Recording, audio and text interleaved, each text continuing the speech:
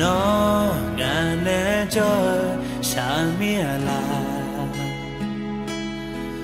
khúc chú đồ lệ na anh vui lệ na mía bi ye khá lệ nghe họ sai cái mía lo anh yêu mama ni na ma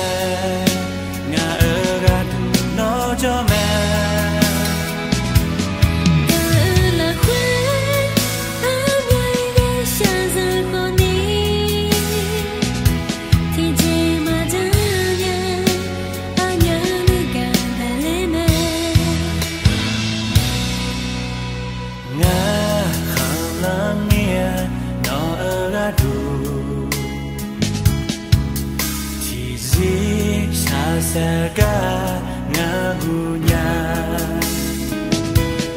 kanya la ngaenga la khachami asilo anyo mama ni aode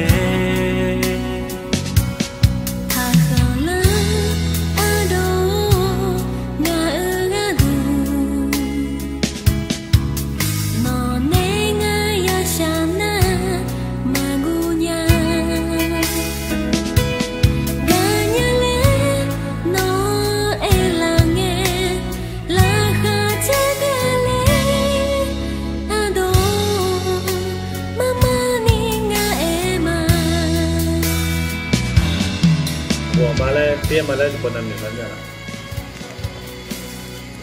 Thì này thì chúng mình y là mưa na nu gọi y là nu mà nữ ya. Nhu còn đi nhu cái nhu nhị khổ dễ cái này cho lá ta na mà gọi họ sẽ chơi thế còn này lo thì có lối chân đủ mà. Chỉ mi thế gọi mà gọi họ.